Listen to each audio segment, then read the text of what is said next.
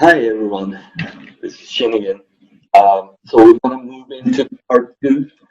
Still, business background, why the Japanese companies and Japanese business people are the way they are. We'll find out. First, we're going to talk about this illustration of Guinness World Record holder, the Japanese fit to be a long lifespan living. However, this is not just for people. The oldest company in the world could be Japanese, and we'll find out and why it's important to understand about that. And then that's going to be up and up repeatedly afterwards. So we'll link them together and find out how the business culture is interrelated. But first, we'll look back our homework from series 1, and we talked about different background of how ancestry is in the United States versus in Japan makes a difference. And you should find out or think about how they're different. How this illustration of last name society versus first name society. There could be better name for this, but how that will affect also is interrelated. One of the things we see is the characteristics difference. We'll pick the United States heterogeneity, and then Japan could be a homogeneity, being the diversification gap as a result. So when you're talking to people or companies, you might want to reassess and confirm the definition of the term. We picked Apple for an example how the diversity gap could be the key in successful communication and business interaction with the Japan or Japanese business people. When you say Apple, Japanese would tend to think it could be Fuji or Mutsu or very narrow few dedicated established brands, and then they will think of a perfect shape and size and quality. Much narrower than how we think in the United States, depending on the purpose of apples or use, application, and also the type, size, and the quantity volume of the apples we're seeking. So those we will go over in the future, but when you're discussing or talking, communicating with the Japanese, you might want to hint them there's a big difference in the gap of diversity in products, services, and or supply chain in the business. So a lot of aspects are different.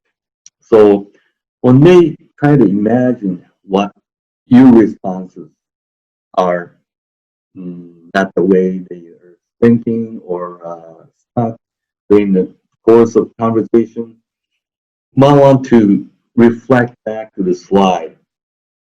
You might want to lay out some of your choices individually by topics, and that way they will have idea how US or the rest of the world has diversity in their choices. Okay, going back to the history and the oldest company in the world, how that could affect Japan, their business, and the way they do things today. So I picked top 5 oldest company in the world that's still in existence. Some are World Guinness record holder, you can see. So over 1,200 years old companies are listed, constructing castles, temples, shrines, to hotels back then, paper manufacturing companies are there. The oldest one being 578. Mm, mm. So much older than close to 1450 years old. And going back a little bit, 500 years old or older companies. There are about 32 companies in Japan. 200 years old, older, 3,146. 56% of them are from Japan. And Germany, Netherlands, France, United States. What's the significance of it? We'll go back to that later. But you need to understand that the history and the duration of the company could affect in their decision making and all of the business process, the way they do things. There's no right or wrong answer. I'm not trying to say that longer lifespan is a better company or there's no mergers and acquisition over there. No, that's not what I'm trying to derive. What I'm trying to say is the startup's background is different. So, for example, in Japan, so when you start a company, you borrow money from the bank or your friend, family, bank finances. Rather than in the United States, mostly it's seed funds or investments, or other people's money. So in Japan, you try to think of a business strategy or plans to repay the loans. So it must be steady and careful and consistent, build a trust towards the bankers, customers, and develop the product and services, perfect them before you put them into the market. Where in the United States, it's much more dynamic, fast-growing. You're looking towards shareholders, acquire other companies or groups to grow even faster on a quarterly basis, EBITDA. And advantages to that is strengthening long-term R&D, heavily focused industry, such as steel, automotive, materials, chemicals in Japan. They're very good at that because it takes a diligence and consistent effort to develop real high unique products. Or in the United States, it's fast, designed to market products and services. Put them in the market for fast growth and then fast design and development time, IT, software, electronics. So electronics taken away from Japan because of the timing and the fast-paced development required. And disadvantages in Japan, since you're lending money to start a company, it must be careful, so it takes too much long time to decide, make decisions, and super customer oriented, zero tolerance, no mistakes allowed. So they tend to take time to put the products, services into the market. Where US is super short term, investor, shareholder oriented, and lots of pressure from investors and the shareholders, board, rather than looking towards heavily into customer. And there's no right or wrong answers. And then United States is also changing as well as in Japan. Some of the younger generation led companies are very different, much more United States like style business. So we expect Japan would change. However, there are background to many things that you experience with Japanese companies that you work for or you're working with.